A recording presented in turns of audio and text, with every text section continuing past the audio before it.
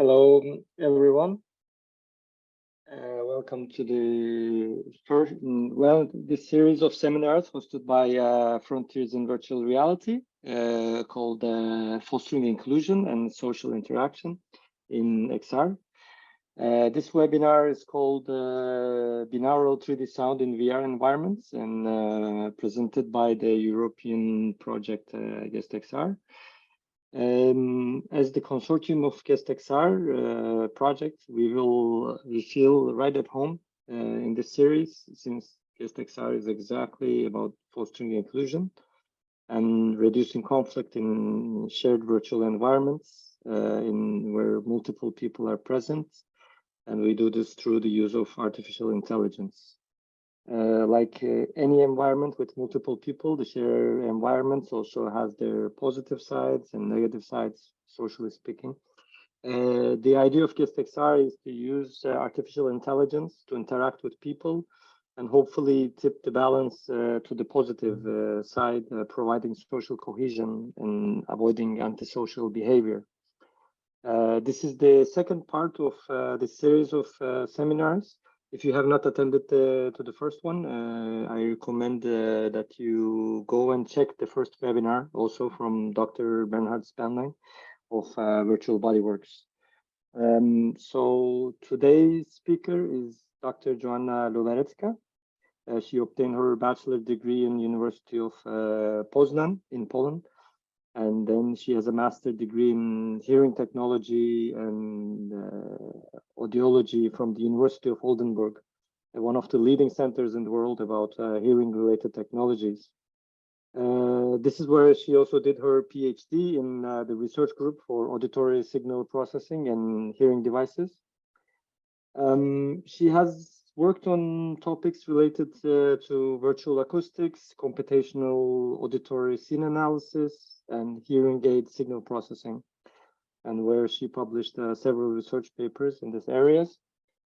She also carried industrial research in companies like Meta and also Jacoti.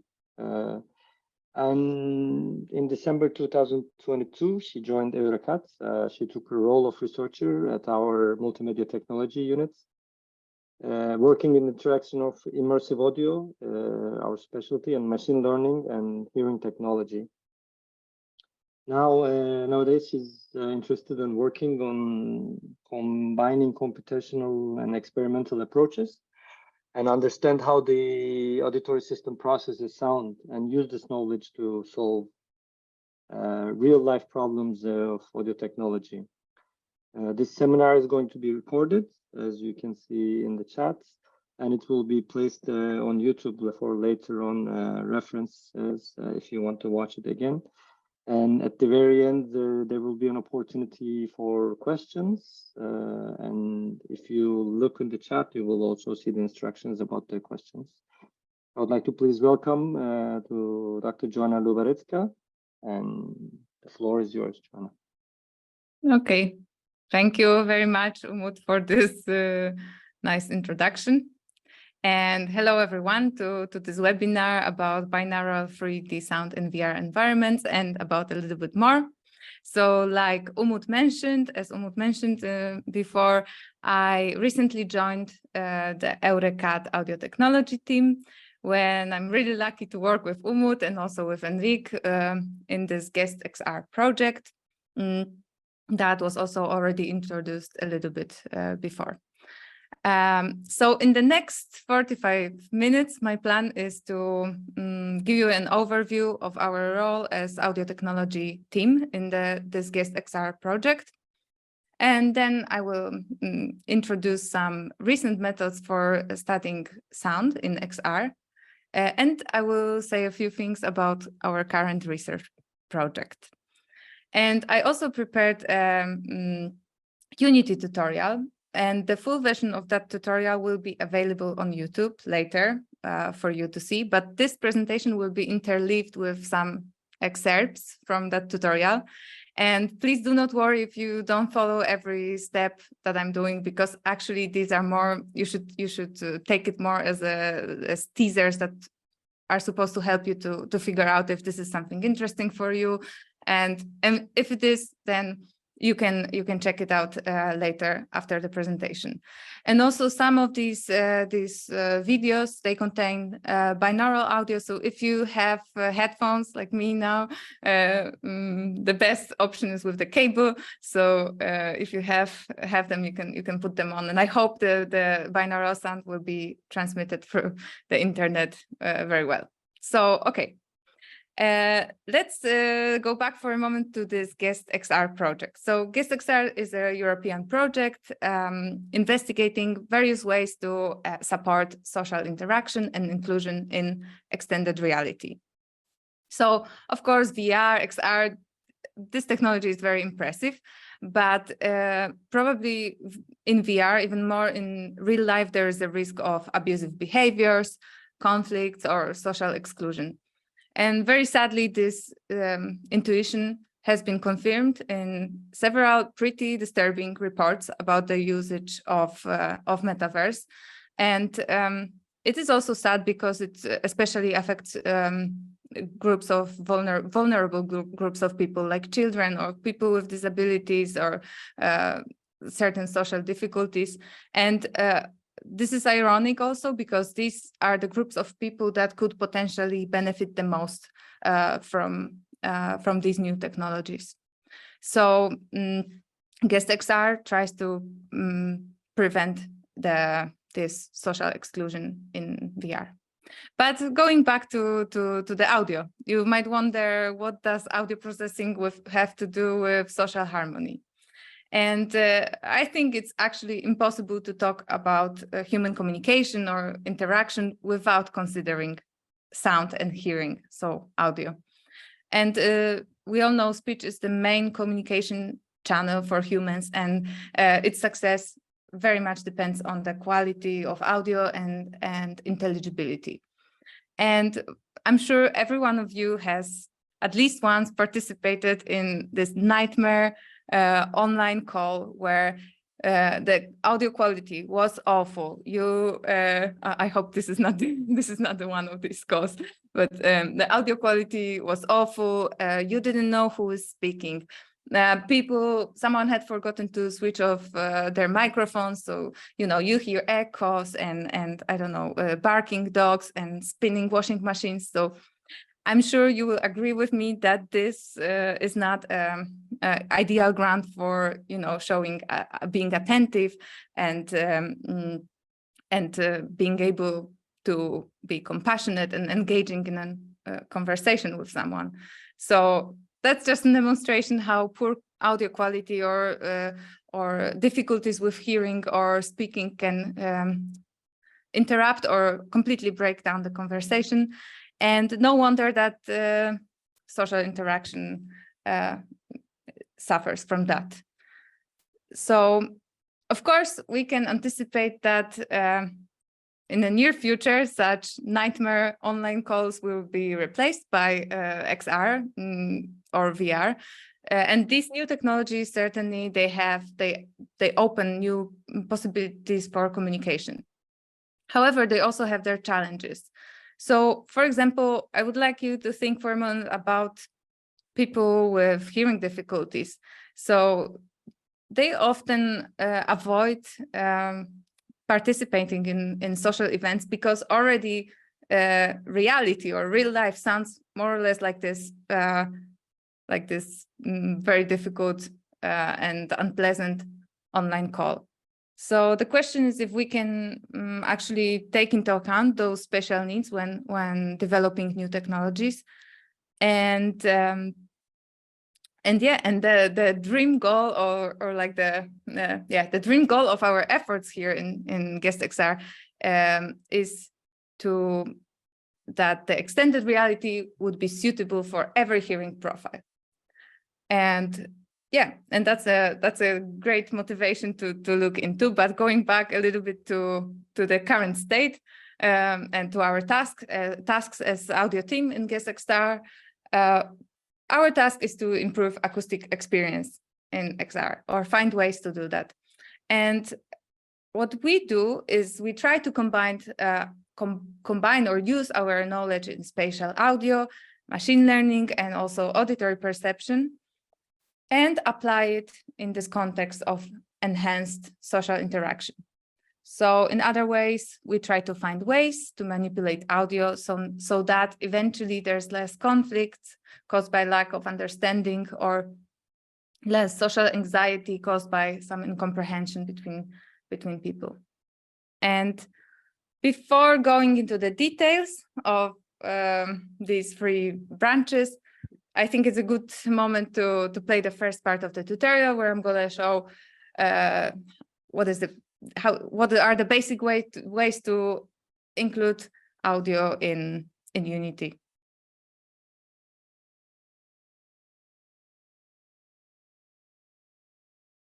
In this tutorial, I'm going to show you how to create a basic virtual environment with binaural 3D sound in Unity. Now let's go straight to adding sound into our scene. What we still need is the audio listener, and by default it is placed on the main camera. We can already listen to the sound in the scene.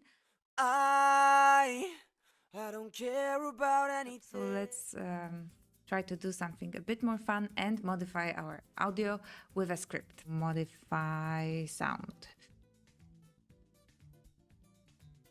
Let's say we want to create a very simple option that every time we click the left mouse button, the volume of the sound will go up, and every time we will click the right mouse button, the volume will go down. So let's try this. Okay. And that should work already.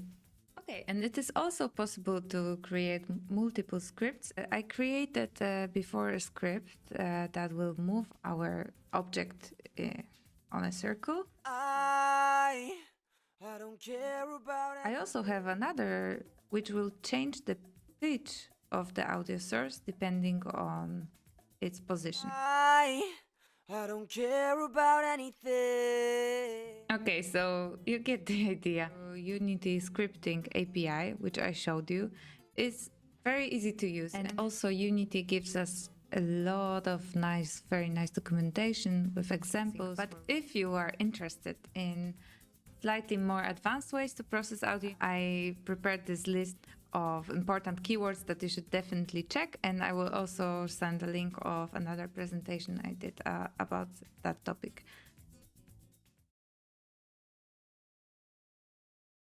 Okay.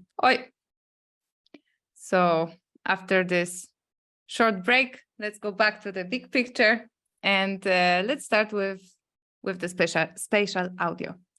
So spatial audio or virtual acoustics is actually what allows us to experience sources coming from different directions in VR. So you might know that one of the milestones in VR was the invention of the very precise head tracking sensor, which allowed to estimate or actually to infer the position of the head very precisely, and based on that update the image that will be displayed. And something very similar happens with audio. So here, depending on our head movements, the audio has to be generated in real time, and this is how the spatial sound will be generated. And so how does it work? To think about how does it work, we should first think about how does it work in real life. So before the sound arrives at our eardrum, it is modified in a very unique and specific way, and that depends very much on the direction of arrival of the source. And this modification or this transformation that happens on the path between the source and our head is called the head-related transfer function.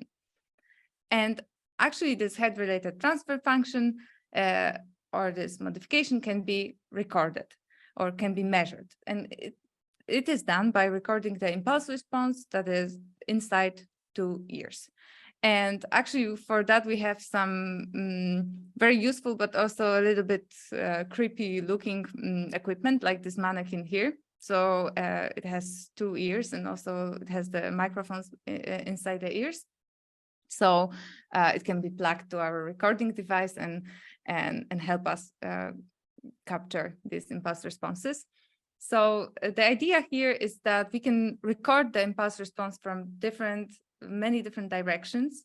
And this allows us to collect a set of these HRTF data sets.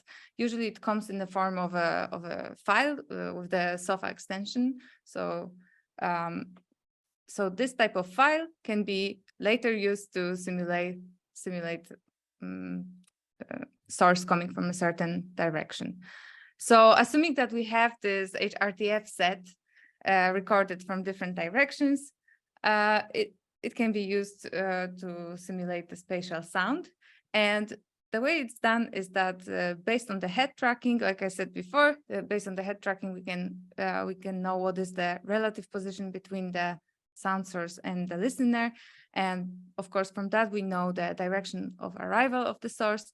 And what is left is that we have to, from our set of recorded impulse responses, we have to pick one that corresponds to the current direction of arrival and convolve it with the original audio signal and deliver to the ears.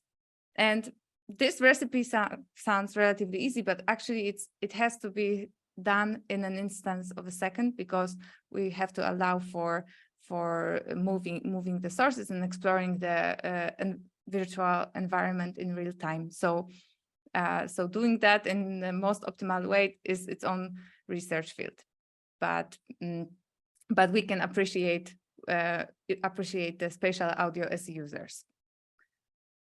And maybe you didn't know about this, but actually everyone perceives the sound slightly differently because of the differences in our ears.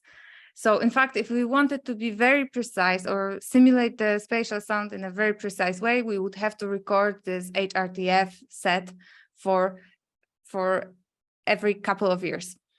And of course, this is usually not done. So usually we have these tools like this mannequin that gives us a relatively good approximation of an average ear, which works for most people. And now, after this introduction about spatial audio, it's the time for the second part of this tutorial, in which I will tell you about how to set up the spatializer in Unity as well. So now it's time for the second part of this tutorial, where I'm going to show you how to set up 3D binaural sound. Now we have 4 sound sources instead of 1. We want to create an environment where we are placed in the middle, and we can hear each sound source coming from a different direction. Setting this spatial blend parameter to 1 will make Unity adjust the level of the audio source and simple stereo panning according to the relative position between the source and the listener. But if we want a more precise binaural spatialization, we will need to download a spatializer plugin.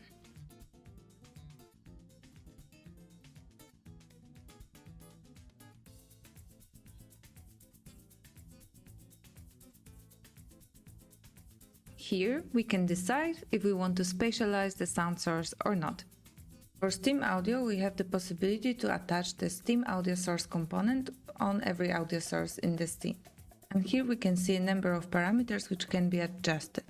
Distance attenuation and air absorption, directivity settings, occlusion, reflections, and so on. The surfaces in the scene can be used to compute how geometry will influence the reflection. We can also specify which material we want for each surface. And I added 2 more scripts. The first one will be responsible for moving the player while using arrow keys. And the second one will allow to switch on and off the sound source by clicking on it. No rompas la nuez con los dientes o las muelas. No rompas la nuez con los dientes o las muelas. No rompas la nuez con los dientes o las muelas. No rompas la nuez con los dientes o las muelas. No rompas la nuez con los dientes o las muelas. No rompas la nuez con los dientes o las muelas. No rompas la nuez con los dientes o las muelas. No rompas la nuez con los dientes o las muelas. No rompas la nuez con los dientes o las muelas. No rompas la nuez con los dientes o las muelas. No rompas la nuez con los dientes o las muelas. No rompas la nuez con los dientes o las muelas. No rompas la nuez con los dientes o las muelas. No rompas la nuez con los dientes o las muelas. No rompas la nuez con los dientes o las muelas. I hope it was clear for you that the sound depends on the position of the listener in the scene.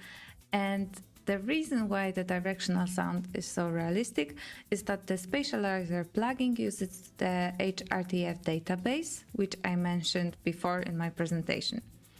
And what is very nice about the Steam Audio plugin is that we can change the HRTF database to a custom one, for example, one that we recorded. So now when I play the scene again, we will be able to change the HRTF database in the play mode. No rompas la nuez con los dientes o las muelas. No rompas la nuez con los dientes o las muelas. No rompas la nuez con los dientes o las muelas. No rompas la nuez con los dientes o las muelas. No rompas la nuez con los dientes o las muelas. No rompas la nuez con los dientes o las muelas. No rompas la nuez con los dientes o las muelas. No rompas la nuez con los dientes o las muelas. No rompas la nuez con los dientes o las muelas. No rompas la nuez con los dientes o las muelas. No rompas la nuez con los dientes o las muelas. No rompas la nuez con los dientes o las muelas.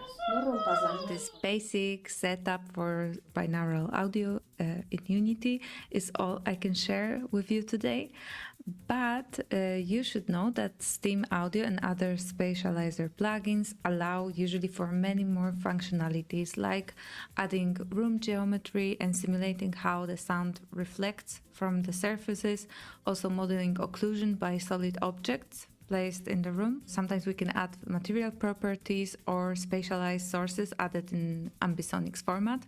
So if you are interested in this, you should definitely try to dig a little bit deeper, and you can experiment on your own. Okay. So after this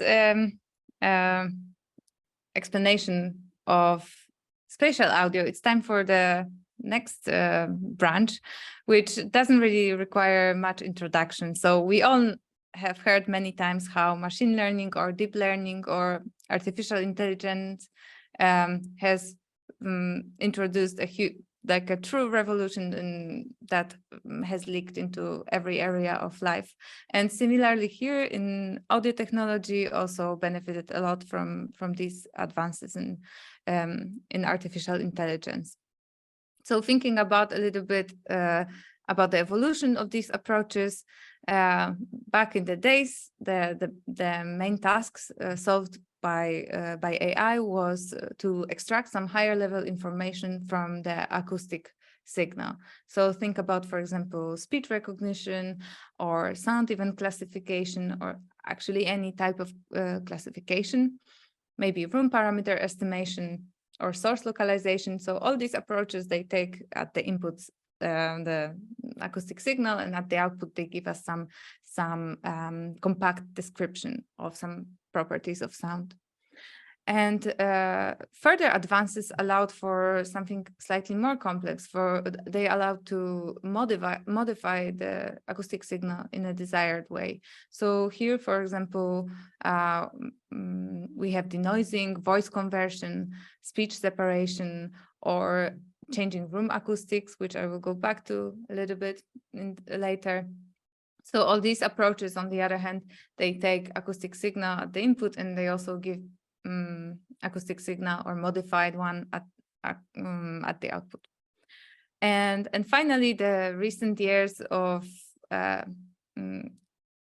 AI in audio has been very much about generating sounds that never existed before. So now, based on some high-level description, we can generate the actual acoustic signal.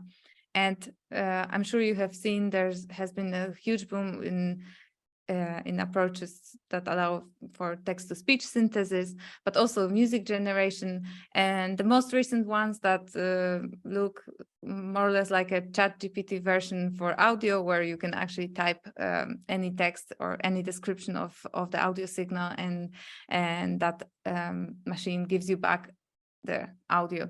And that is really magical, and I'm really curious to see what will happen in the next 2 years with the AI and audio. If you have seen the previous webinar by Bernard, he showed, maybe you remember this this demonstration where he showed meeting, an actual VR, complex VR system where there's a meeting, and in that meeting we have Albert Einstein as one of the guests. And Albert Einstein is speaking the AI generated text in the voice of Albert Einstein that was cloned from an old interview recorded many years ago. And for me personally, this is like really great to see this these approaches working in already existing VR system. And yeah, and actually it's quite great in GuestXR that we can see different approaches and also collaborate with different people with different expertise. So here, for example, Bernard and his team of Unity developers who know a lot about maintaining such a huge VR system, and from our side we know maybe some lower level information about the audio and auditory perception, and this is great to be able to collaborate this way. So so here's the part for the next and the last tutorial that I prepared, and it's about using machine learning inference inside Unity. So let me play it back for you.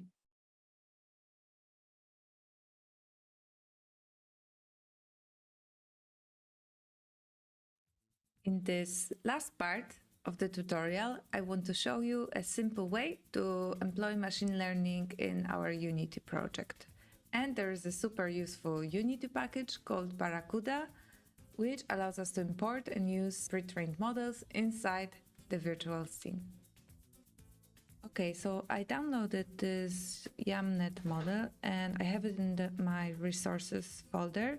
Now here we can see some useful information about the model. So this model at the input, it expects log-mil spectrograms of size 96 by 64.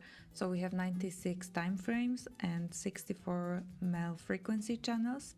And at the output, we get a tensor of size 521, which corresponds to 521 classes. So this scene is almost the same as the previous one. The only new thing is a new script. And in the start function, I initialized all these variables. And these next two lines are important because this is how we set up the option to use a machine learning model inside this code. First, we load our model, and next we define the worker. We also have to load a CSV file which contains information about all the classes, and then we can move on into the update function. In the update function, we will process audio every second. So first we need to check if 1 second has passed already. Then we get 1 second of audio, and this while loop divides the audio buffer into overlapping frames, and for each frame it computes the log-mil spectrogram transform. And then the last thing before employing machine learning is to transform this float array into a tensor with a desired shape of 96 times 64, because this is the format that is expected at the input by our model. And then with this single line, we can already execute the machine learning inference. So we will get the output tensor, which we will transform again back to a float array. And then based on that, I'm constructing a message, which I'm printing in the canvas. No rompas la nuez con los dientes o las muelas. No rompas la nuez con los dientes o las muelas. No rompas la nuez con los dientes o las muelas. No rompas la nuez con los dientes o las muelas. No rompas la nuez con los dientes o las muelas. No rompas la nuez con los dientes o las muelas. No rompas la nuez con los dientes o las muelas. No rompas la nuez con los dientes o las muelas. No rompas la nuez con los dientes o las muelas. No rompas la nuez con los dientes o las muelas. No rompas la nuez con los dientes o las muelas. No rompas la nuez con los dientes.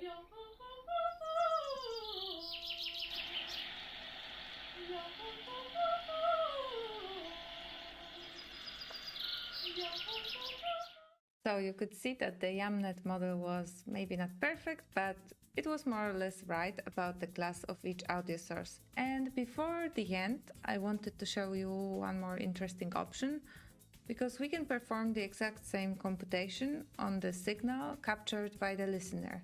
Since now the signal that we will process will contain the mixture of all the sources, it will be more challenging for the classifier to... No rompas la nuez con los dientes o las muelas. No rompas la nuez con los dientes o las muelas. No rompas la nuez con los dientes o las muelas. No rompas la nuez con los dientes o las muelas. No rompas la nuez con los dientes o las muelas.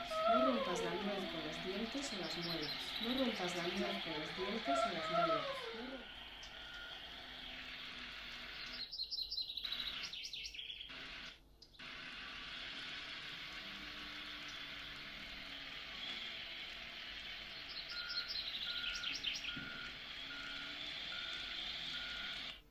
If you want to know more about Barracuda and about using machine learning in Unity, you can go to this website and check the manual.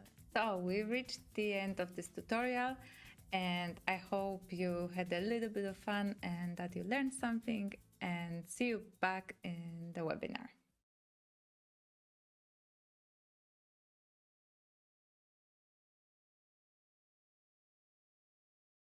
Okay.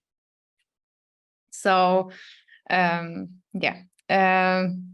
going back to our big picture, the last piece of the puzzle is auditory perception, because for any audio algorithm, the final test is whether it benefits us humans in terms of perception, or here in this context also in terms of social interaction.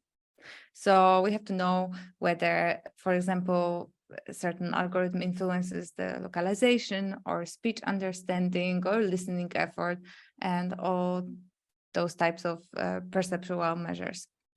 And another question is to what extent a given solution fits different hearing profiles. And all this has to be taken into account and tested, which brings me to the last part of this presentation, where I'm going to tell you a little bit about our current research topics. So the first one of which is signal enhancement for hearing aids. So in general, signal enhancement is like the first resource to improve the listening experience for anyone. And why for hearing aids? So hearing aids use many well-established signal enhancement strategies. However, despite this boom in AI methods, AI-based methods, they rarely use deep learning.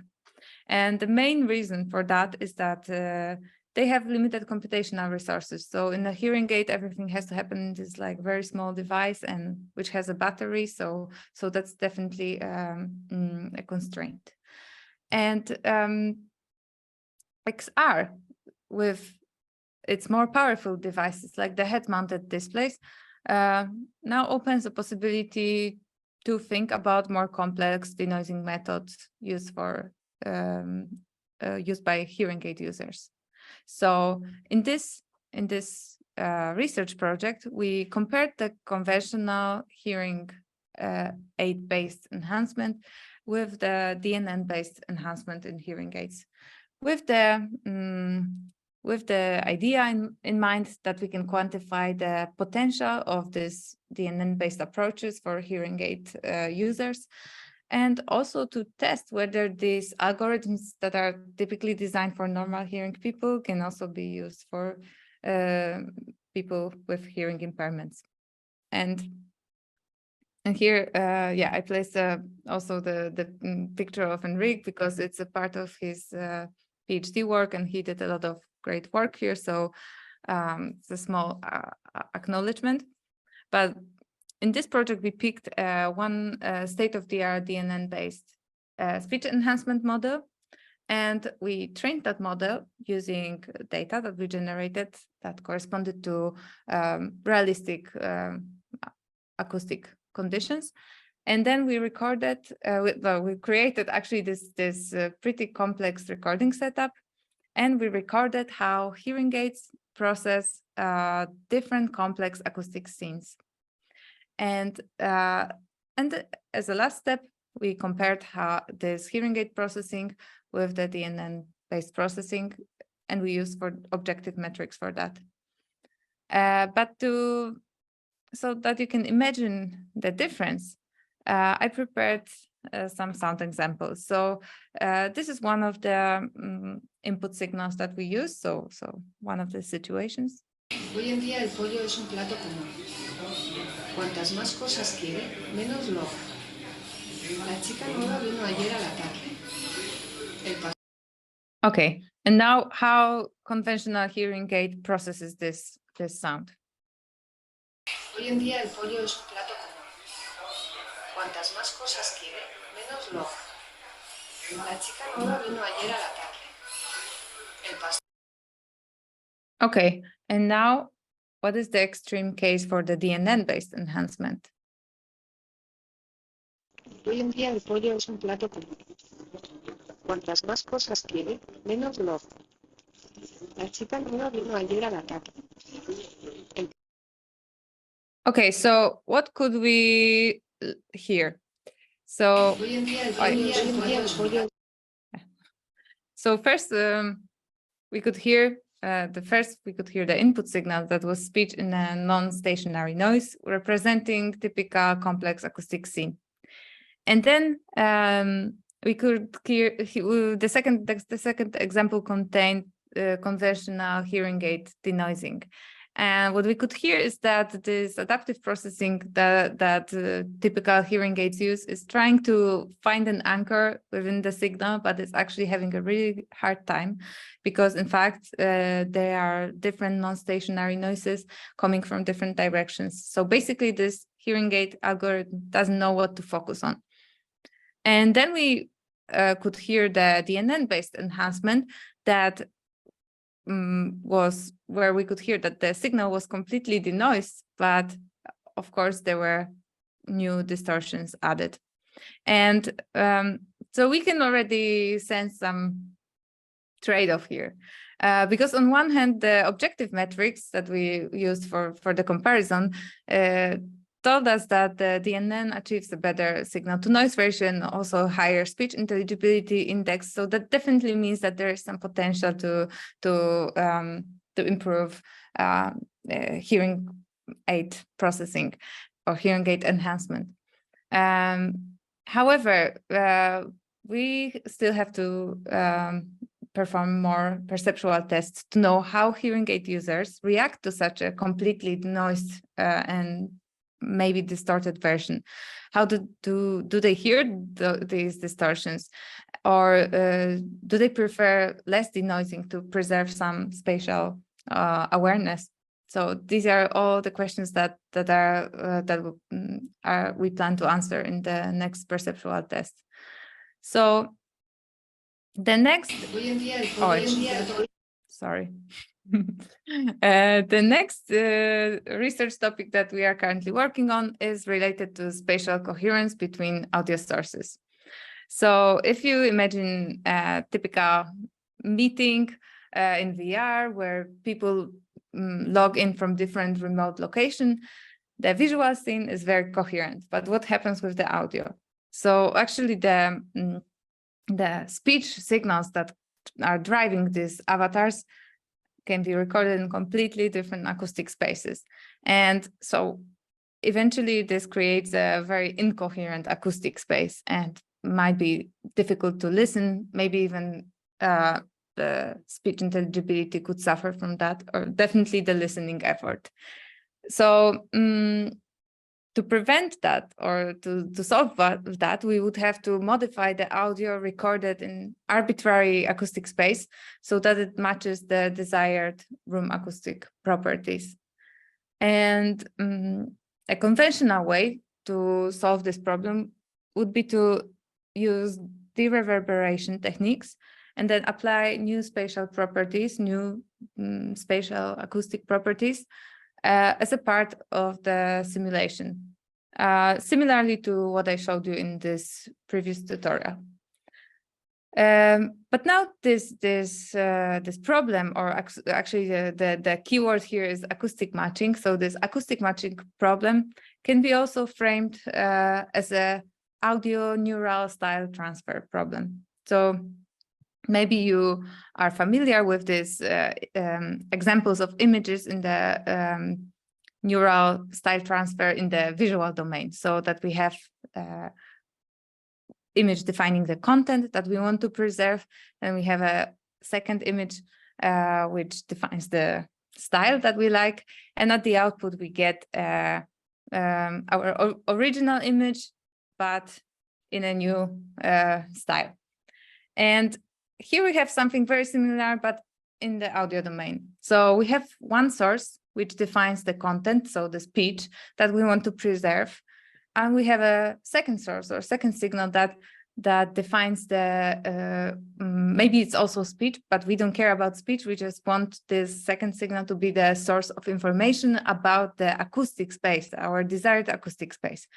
And then at the output, we want to get the sound, the preserved content, so the first sound, but transformed to a new acoustic space. So this is also a very interesting research problem that we have been learning about in the recent months, and we will continue working on that and finding the specific architecture we want to use, and also data which we can use or generate on our own. So the last research topic that I want to tell you about, and this is also a little bit how I started my presentation at the beginning, is related to VR customization for different ears and for different hearing profiles. So as I told you before, HRTFs can be recorded for various ears.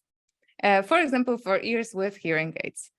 And the question is whether these customized HRTFs can help users, like the hearing impaired users, experience virtual environments in a better way. And here the really cool thing about VR is that it allows us to simulate various acoustic spaces for listening experiments. So we can have moving sources or different acoustic properties, or really sky's the limit. And here the way to go to test those customizations would be to take advantage of this of VR and of designing simulated acoustic spaces, and test audio preferences for different uses in this more realistic environments. And this is how we already come to the last part, which is the summary. So I hope that in the last 45 minutes, more or less, I gave you the overview about the role of our audio technology team in Guest XR project. I talked about social interaction in XR and why it requires good quality, intelligible and coherent audio. And I also told you a few things about recent methods for studying sound in XR and how we can combine spatial audio, machine learning, and auditory experiments to improve speech communication.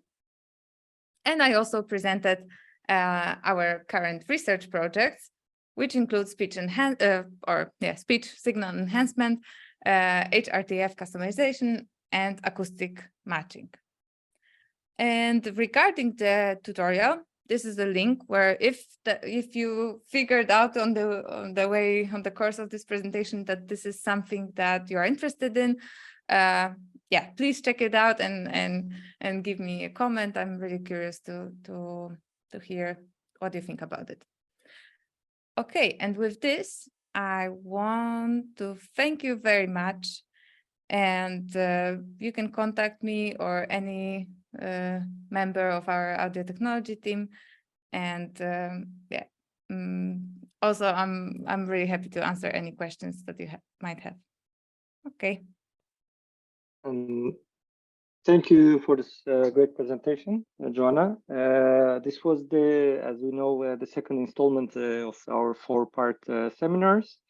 In this last slide that Joanna is showing, the next presentation will be the 15th of June by Anatole Lecuyer. He will be talking about haptics and especially studying haptics as a way to support social interaction in XR as we did with audio.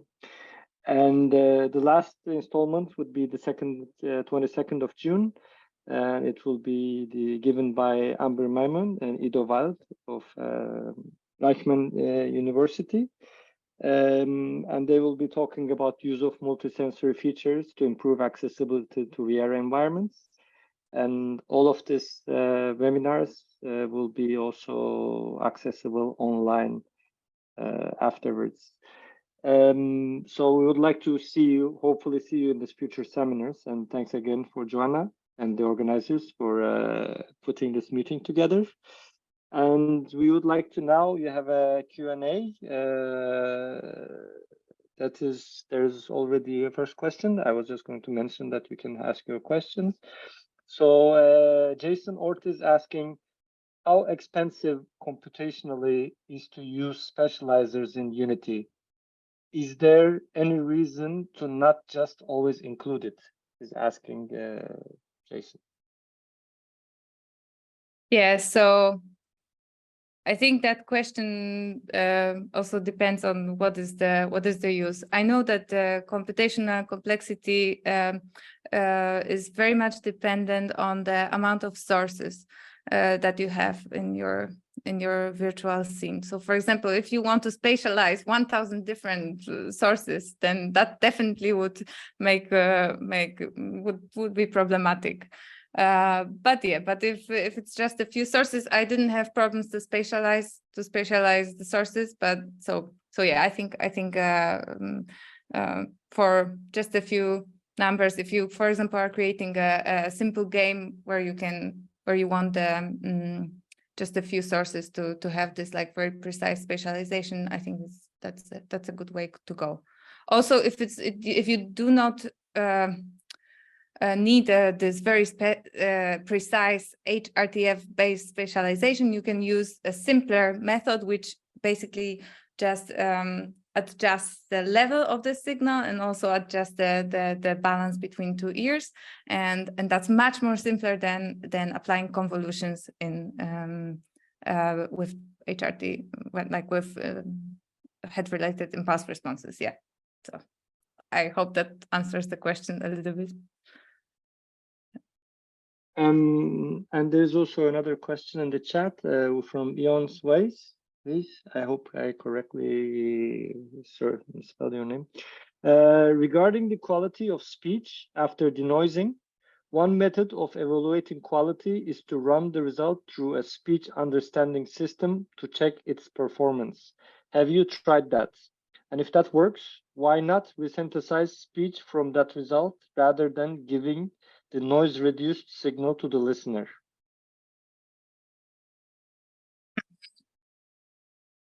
So I think there are two different methods mentioned in this question. So first method is the objective metrics. I mean, we call them objective metrics, which we use to predict what that would be for a human listener, right? For example, if the human listener would be able to understand that signal.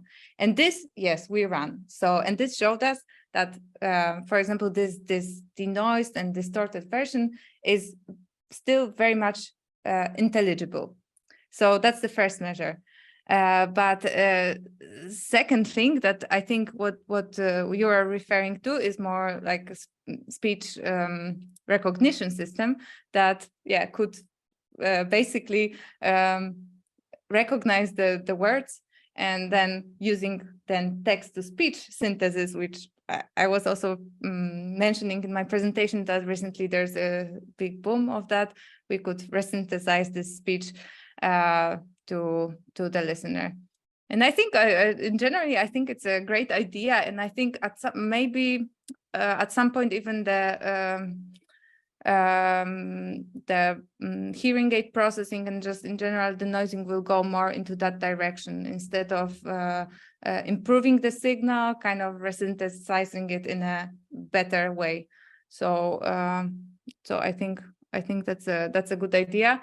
But of course, there are some constraints again, like, for example, how would you, what voice would you use to resynthesize the speech? So if, for example, if you are listening to someone and then the voice that is resynthesized is somebody else's voice, that would be, might be a little bit weird.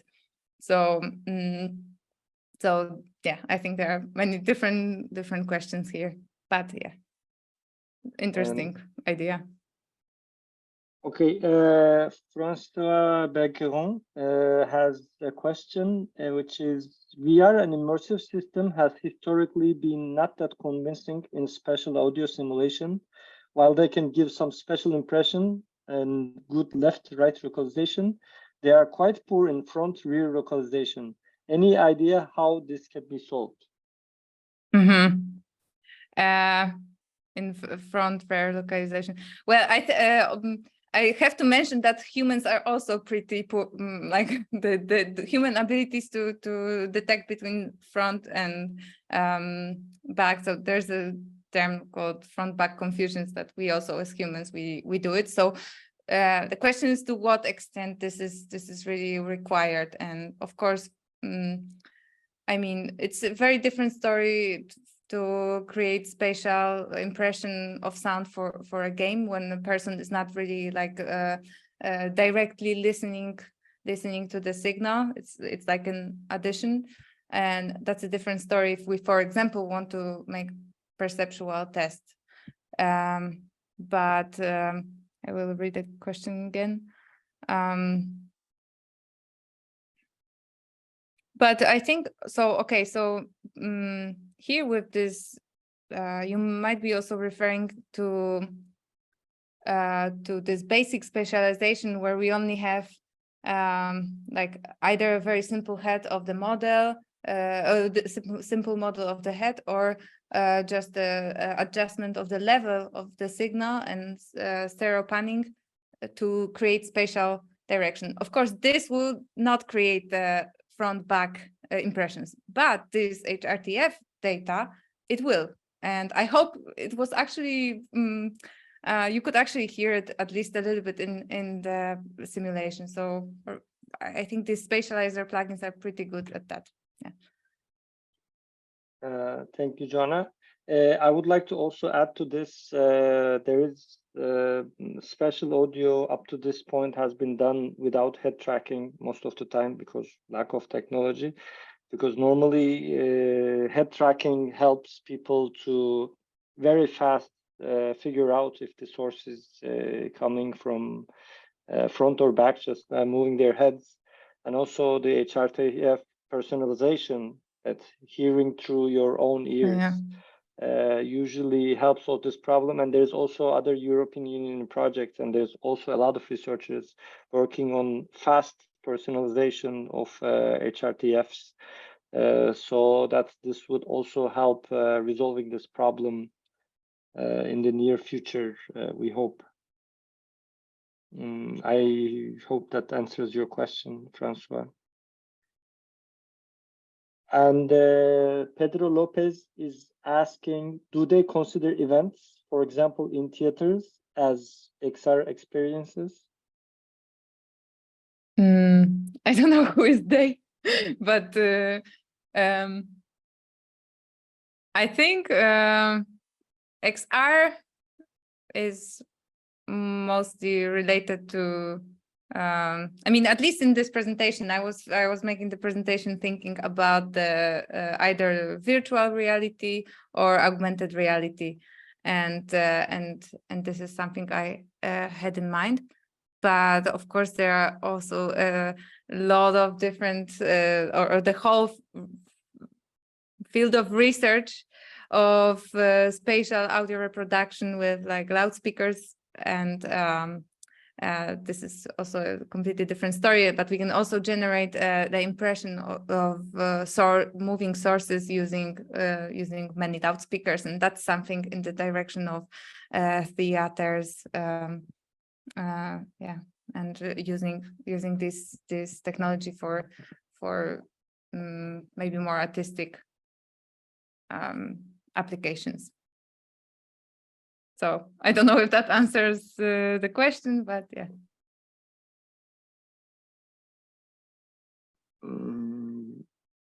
I hope that answers your question, Pedro. And yes. Okay. If we don't have any more questions, I think we can close now if there's no more questions. Thanks again, Joanna, for this nice presentation, and also Frontiers in Virtual Reality for providing us the space to make this presentation. And luckily and hopefully we will see you in the next installments of this webinars. Yeah, and I also want to thank you very much. And if you have some feedback or you want to ask questions offline, you can also write me an email, and I will be really happy to hear from you. Okay, thank you very much.